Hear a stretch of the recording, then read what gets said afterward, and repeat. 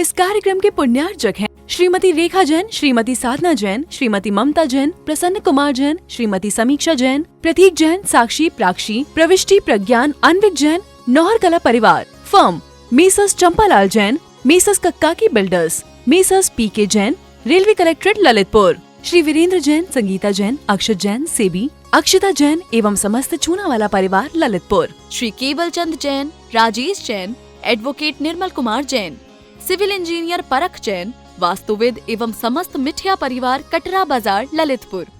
दया भावना foundation, जिसके नाम में ही छिपा है दया का स्वरूप, जिसके अंतर्गत आचार्य श्री विद्यासागर जी महामुनिराज के मंगल आशीर्वाद एवं मुनिश्री 108 अविचल सागर जी महाराज की पावन प्रेरणा से संचालित हो रहा है भारत का सर्वश्रेष्ठ आचार्य विद्यासागर गौ उपचार अस्पताल एवं भगवान श्री राम पक्षी उपचार अस्पताल। ग्वालियर झांसी हाईवे से 110 kilometre, Jhansi Kanpur highway, Jhansi Tikamgarh highway, Jhansi Shivpuri highway, Jhansi Lalitpur highway पर घायल, जख्मी, बीमार, दुर्घटनाग्रस्त गायों का एवं अन्य पशु पक्षियों का उपचार एवं संरक्षण का कार्य फाउंडेशन द्वारा किया जा रहा है। फाउंडेशन का भारत के प्रत्येक 4 लाइन, 6 लाइन एवं अन्य राष्ट्रीय महामार्गों पर प्रत्येक 150 से 200 किलोमीटर के अंतराल पर आचार्य विद्यासागर गौ उपचार अस्पताल संचालित करने का लक्ष्य है। आप भी दया भावना फाउंडेशन द्वारा किए जा रहे सराहनीय कार्य में आर्थिक सहयोग अवश्य प्रदान करें।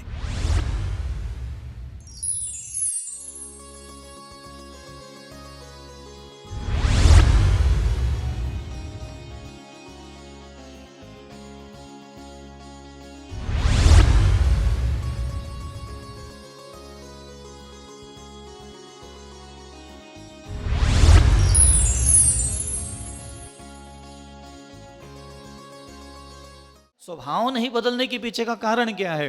ये जो मौज मिल रही है ना, मन की मौज, ये मौज छूटने का डर लगता है, इसलिए व्यक्ति अपने स्वभाव की तरफ ध्यान नहीं देता। वो चाहे क्षमा स्वभाव धारण करने के लिए कहा हो भगवान ने, चाहे मृदु स्वभाव धारण करने के लिए कहा हो, चाहे आर्जव स्वभाव धारण करने के लिए कहा हो, ये स्वभाव की तरफ भगवान आपको ले जा रहे हैं और आप जबरदस्ती के भरे पड़े हो। मंदिर चलो, पुण्य लगाओ, थोड़ा पुण्य कमा, थोड़ा पुण्य कमा, अच्छा होगा। आप किसी को भी ये पुण्य कमाने के लिए अच्छा होता है क्यों कहते हैं? आप किसी को ये क्यों नहीं कहते कि थोड़ा स्वभाव अच्छा रखो? अच्छे स्वभाव से हमेशा पुण्य का बंध होता है और हमेशा तुम्हारे कर्म जब पुण्य का बंध होगा तो अच्छा ही होगा। ये क्यों नहीं बोल पाते? और घर में रहने के बाद आप 24 घंटे घर में रहते हो, स्वभाव मार्दवम च, ये भगवान ने शास्त्रों में लिखा है। कोई व्यक्ति अजैन है, हिंदू है, मुस्लिम है, सिख है, चमार है, हिंदू है, कोई भी किसी भी जाति पंथ का अंतर, कोई मेरे भाई भी क्यों ना हो, भगवान उसको कहते हैं अगर उसका स्वभाव आर्जववान है, उसका स्वभाव मार्दववान है तो उसको देवगति मिलेगी। तुम बैठे रहो, ताल कूटते रहो इधर, सच्चे भगवान, सच्चे गुरु, सच्चे शास्त्र, सच्ची जिनवानी, मेरा त्याग, मेरा तप, मेरा व्रत, मेरे नियम, दोष लग गओ, उपवास कर लो, मुंह में कुल्ला आ गओ, तुम जी में बैठे रहो। इन्हें उपवास माने जात, इन्हें उपवास नहीं माने जात। आधी माला फिर ली तो पूरी माला मानी जात, पूरी माला नहीं मानी जात, तुम इसी में अटके हो। माला ले लो हाथ में, 3 दाने महाराज जरूरी है, माथे पे लगा करके ऐसे ऐसे करके जय श्री राम करके, हाँ कुछ नहीं है आपके पास। इतने व्रत, इतने नियम, इतने तप, इतना ध्यान, इतना चिंतन, इतना मनन, इतना दान दे दिया और हम देख रहे हैं कितना पुण्य आया और कितना पाप लग गया। और मेरे प्रभु वेदी पर बैठ करके आज भी मैं जब भी चला जाता हूँ मेरे प्रभु के पास, मेरे भगवान मुझे कभी किसी नज़र से नहीं देखते।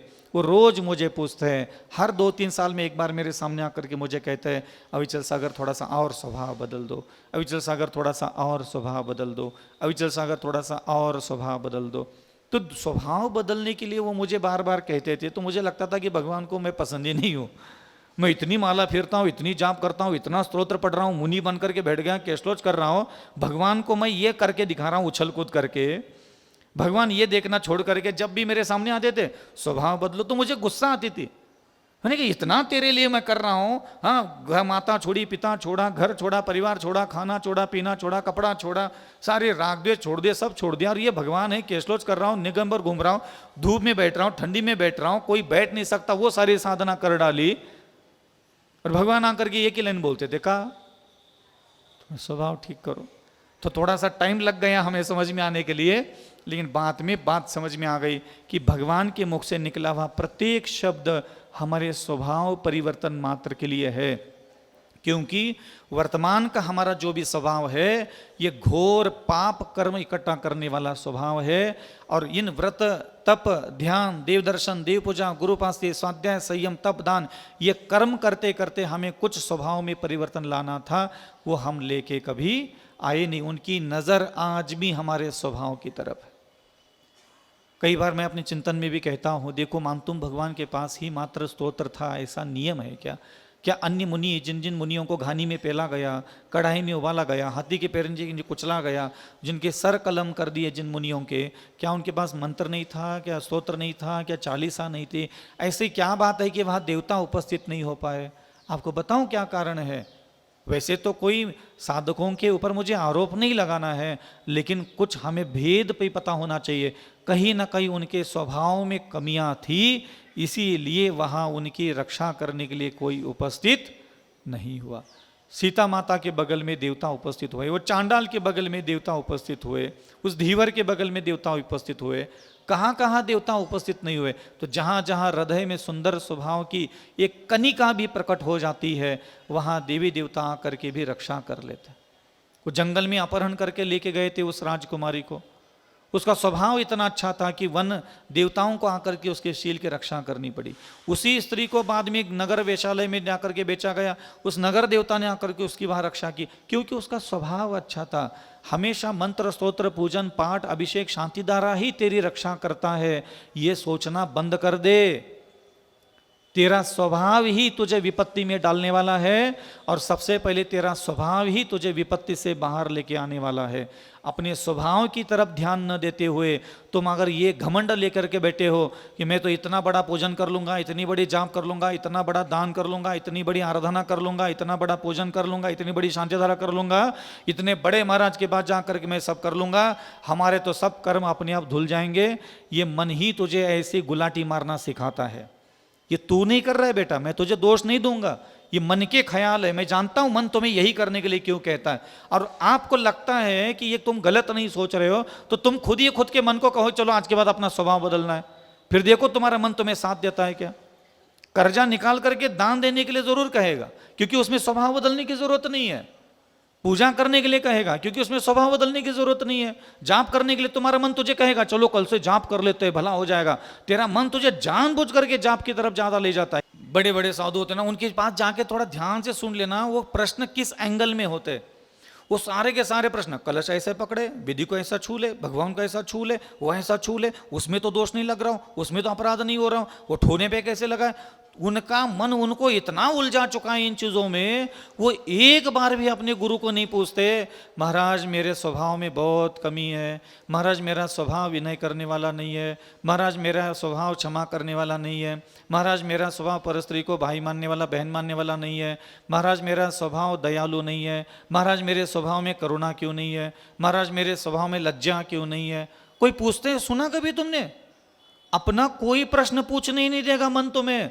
दुनिया भर की पंचायत, वो स्वर्ग में देवी देवताओं का कहाँ हुई है, उते वो नरक में कहाँ हो रहा हो, उते मेरु पर्वत में 5 भगवान के शरीर के रंग काय होत, दुनिया की पंचायत मन तुम्हें कहेगा। और तुम्हें लगा कि तुम कितने धार्मिक होते चले जा रहे हो, तुम कितने ज्ञानी होते चले जा रहे हो, तुमने कहाँ प्रश्न पूछ लो, तुमने जान लो। तुमने जितनी भी धर्म की जानकारी इकट्ठा की है, जितने भी तुमने प्रश्न पूछ लिए हैं, क्या उन सारे जवाबों से, सारे ज्ञान से तुम्हारे स्वभाव में कोई परिवर्तन आया? यही बात है। तुम शास्त्र इतने पढ़ डाले, इतना ज्ञानी बन गए, मंदिर में 20-20 साल तक स्वाध्याय करके स्वभाव बदल गया। बड़े से बड़े पंडितों की लुगायों को जाके पूछ लो पंडित के हाल क्या है। आओ पंडित तो बहुत ज्ञानी है, विद्वान है, हमने सुना स्वर्ग जा रहे हो, तो पत्नी सबसे पहले हल्के से मुस्कुराएगी, वो जा रहा हो हमें पता है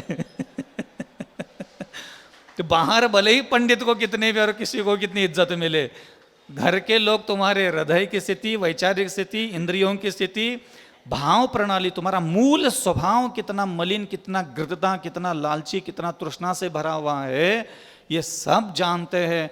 कोई परिवार का व्यक्ति अपने ही परिवार के व्यक्ति को कभी नहीं कह सकता कि इसकी गति सदगति सुगति हुई होगी। ये अध्यक्ष और मंत्रियों की यहाँ परंपरा है शोक सभा लेने की, तो लोक लाज वशात माइक पर बोलना पड़ता है सबके लिए, माननीय स्वर्गीय श्रीमान श्री फलाना फलाना। और किसी अध्यक्ष और मंत्री को कहो कि इनके स्वभाव की थोड़ा प्रशंसा करो, कल से किसी शोक सभा में जाओगे तो कल से जाना ही बंद कर देंगे। कुछ ऐसा है ही नहीं कि उसके स्वभाव की कोई प्रशंसा करे। और प्रशंसा करने में भी क्या आएगा, बहुत दान देते थे, बहुत पूजा करते थे, बहुत अभिषेक करते थे, बहुत गुरु भक्त थे, जही तारीफ करेंगे, स्वभाव को कोई टच नहीं करेगा। समझ में आ रहा है? बहुत बड़ा दानी था, बहुत बड़ा भगवान का पुजारी था, लोगों को कहो ना थोड़ा स्वभाव की प्रशंसा करे। वहां हम सब एक जैसे हैं, एक ही थाली के चिट्टे बिट्टे हैं, इसलिए हम किसी के स्वभाव के बारे में कुछ नहीं जानते। मैं यहाँ कितने 2-3 महीने हो गए मुझे यहाँ करके, 2-3 महीने हो गए ना, उठ रहे बैठ रहे आपके सामने। आप मेरा स्वभाव के बारे में बता सकते हो मेरा स्वभाव कैसा है? कौन बताएगा? कौन बोले महाराज, कौन बिल्ली के गले में घंटी बांधे? मेरा स्वभाव लगभग सबको बोलने की इच्छा तो हो रही है, ठीक है, बोले ही बोल ना पाओ, मन में तो आ रहा है ना कि हाँ ठीक है महाराज हमें पता है आपका स्वभाव, बोलना 2-4 लाइनें तो दिमाग में आ रही ना। आप अपने स्वभाव के बारे में थोड़ा जानते हो? आपका स्वभाव कैसा है? आपके मन को कहो कि थोड़ा सा अपना स्वभाव के बारे में बताओ, नहीं बता पाएगा वो, ठीक से नहीं बता पाएगा। इतना गुड़ गोबर अंदर भरा पड़ा है, वो ठीक से बोल ही ना पाएगा। इसलिए ध्यान रखना। दूसरा एक बात होती है, हमेशा स्वभाव अच्छा बनाने के लिए भगवान ने प्रेरणा दी। इसलिए नहीं कि आपके आसपास के मनुष्यों के साथ आप अच्छा व्यवहार कर सको ना, आपको अच्छा स्वभाव सिर्फ इसलिए बनाना है भगवान को पसंद आ जाए, मंत्र की शक्तियों को पसंद आ जाए, स्तोत्रों की शक्तियों को पसंद आ जाए। इस दुनिया में जो भी सम्यक दर्शन ज्ञान चरित्र धारण करने वाले दिव्य आत्माएं हैं, मैं उनको पसंद आ जाऊं, बस ऐसा अच्छा स्वभाव हमें बनाना है। एक अच्छा स्वभाव ऐसा। मैं अच्छा स्वभाव तब तक खुद को कहने के लिए रोकता था पहले, जब तक मुझे लगता था कि अवधि ज्ञानी, मनपर्य ज्ञानी, केवल ज्ञानी व्यक्ति मेरे स्वभाव को पसंद ना करे, तब तक हमारा स्वभाव अच्छा नहीं है, ऐसा ही मानना चाहिए। ये ध्यान रखना हमेशा। वैसे संसार में एक चीज और देखी जाती है, बहुत सारे अच्छे स्वभाव को जीव है संसार में। ऐसा नहीं है कि मैं प्रवचन कर रहा हूं इसका अंदर मतलब है कि पूरे जीव बुरे ही बुरे स्वभाव के बैठे, बहुत अच्छे स्वभाव के लोग हैं। लगभग 80% लोग अच्छे स्वभाव के ही होते हैं दुनिया में।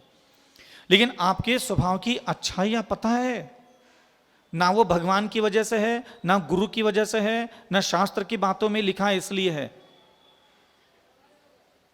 भगवान ने कहा इसलिए आप अच्छे स्वभाव के बने हो, वहां शास्त्रों में लिखा है इसलिए आपने मेहनत करके अपना अच्छा स्वभाव बनाए, गुरु महाराज ने कहा इसलिए आपने अच्छा स्वभाव बनाया, इसलिए नहीं। आपको पता है ये संसार में आधे से भी ज्यादा जो पुरुष लोग हैं उनका अच्छा स्वभाव क्यों है?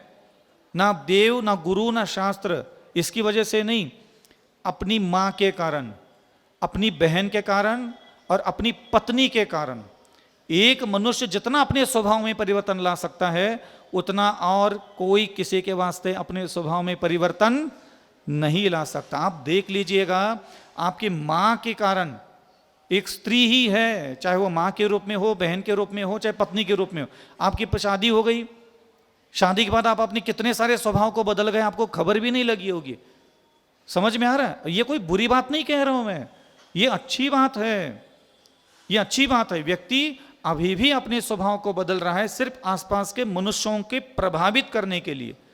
लेकिन ये जिनेंद्र भगवान के द्वारा जो उपदेश दिया जा रहा है, ये इसलिए अच्छा स्वभाव धारण करने के लिए नहीं कहा जा रहा है कि तुम आसपास के लोगों को पसंद आ जाओ ना। भगवान ये कहते हैं कि भाई मुझे पसंद आ जाओ इसलिए अच्छा बनो, मुझे पसंद आ जाओ। मंत्र को पसंद आना चाहिए, स्तोत्रों को पसंद आना चाहिए। क्या? तुम्हारा स्वभाव। और कितना भी अनजन चोर दारू पी करके वहां बैठा था, मांस खा करके पेट में मांस था, पेट में शराब था, दिमाग में बेश्याती, हाथ में चोरी का माल था, कभी नहाया धोया है ही नहीं, मरघट में बैठा है, मुर्दे जला रहे वहां पे, तो भी उसके स्वभाव में परिवर्तन आया, तो भी वहां आकाशगामिनी रिद्धि जाकर के बैठ गई। आप सोचो स्वभाव की सुंदरता कितनी बड़ी बात होती है। सारे संसार में सब चीजें पुण्य से मिलती है, जरूरी नहीं है। पुण्य से मिलने वाली चीजें तो बहुत तुच्छ है। अच्छे स्वभाव के कारण जो मिलता है वो कभी कोई पुण्य नहीं दे सकता। तीर्थंकरों का इतना पुण्य था, मुनि बनकर के आदिनाथ भगवान भटकते भटकते रहे, रोटी नहीं मिली। पुण्य से आखिर मिला क्या उनको? रोटी तक ठीक से नहीं मिली। लेकिन अच्छे स्वभाव के कारण व्यक्ति को बहुत कुछ प्राप्त होता है। अच्छा स्वभाव धारण करने की तरफ आप थोड़ा सा स्वयं को प्रेरणा दें। और मैं हमेशा ये कहूँगा कि संसार में जो भी पवित्र है, जिसकी भी आप कृपा प्राप्त करना चाहते हो, वो ना आपको माला फेरते हुए, स्तोत्र पढ़ते हुए, चालीसा पढ़ते हुए, पूजा करते हुए ही मात्र नहीं देखना चाहता।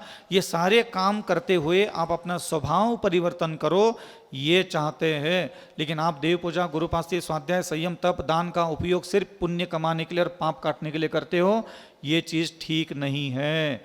अपना स्वभाव बदलना चाहिए और स्वभाव बदलने की जिम्मेदारी स्वयं की होती है। कोई भी दूसरा व्यक्ति हमारे स्वभाव को बदल नहीं सकता। जीवन की सबसे बड़ी खूबसूरती होती है अपने स्वभाव की सुंदरता। इसलिए आज आर्जव धर्म है और भगवान ने आपको सरल स्वभावी बनने के लिए कहा है। और आप किसी के वास्ते सरल स्वभावी मत बनो, सिर्फ भगवान के वास्ते सरल स्वभावी बनो। किसी भी मनुष्यों के द्वारा, और ऐसा नहीं है सरल स्वभाव हो, मृदु स्वभाव हो, क्षमा स्वभाव हो, धारण करोगे तो आपसे ज़्यादा दुख और किसी को भी नहीं मिलेगा। ये भी ध्यान रखना। ऐसा नहीं कि सरल स्वभावी बनोगे तो हाँ, परमात्मा के द्वारा आपको सुख मिलेगा, और जो स्वभाव धारण करेगा उसका भी आपको सुख मिलेगा, लेकिन आसपास के लोगों का सुख आपको कभी भी नहीं मिलेगा, क्योंकि अब आपकी मोक्ष जाने की यात्रा शुरू हो गई है। इस कार्यक्रम के पुण्यार्जक थे श्रीमती रेखा जैन, श्रीमती साधना जैन, श्रीमती ममता जैन, प्रसन्न कुमार जैन, श्रीमती समीक्षा जैन, प्रतीक जैन, साक्षी, प्राक्षी, प्रविष्टि, प्रज्ञान, अन्विक जैन, नौहर कला परिवार, firm Messrs Champalal Jain, Messrs कक्काकी builders, Messrs PK Jain, railway collectorate Lalitpur, Shri Virendra Jain, Sangeeta Jain, Akshat Jain, सेबी, अक्षिता जैन एवं समस्त चूनावाला परिवार Lalitpur, Shri Keval Chand Jain, Rajesh Jain, advocate Nirmal Kumar Jain, civil engineer Parakh Jain, वास्तुविद एवं समस्त मिठिया परिवार कटरा बाजार ललितपुर। क्या आप वास्तुशास्त्र के अनुसार अपने घर का काम कराना चाहते हैं? तो आज ही जुड़ जाइए सिविल इंजीनियर परख जैन वास्तुविद से, जो अपने वास्तु ज्ञान से कराते हैं सारा काम। जैसे पुराने घर का वास्तु बिना तोड़ फोड़ कर सही किया जाता है, कॉलोनी का लेआउट प्लान, वास्तु की 16 दिशाओं के अनुसार घर की प्लानिंग, वास्तु के अनुसार 3D एलिवेशन। हमारे यहाँ सारे कार्य वास्तु की 16 दिशाओं और 32 प्रवेश द्वार को ध्यान में रखकर किए जाते हैं। स्थान महाकाली लाइन, कटरा बाजार, ललितपुर। तो देर किस बात की, हर वास्तु से जुड़ी समस्या का निदान करेंगे सिविल इंजीनियर परख जैन वास्तुवेद। संपर्क सूत्र 9630845139।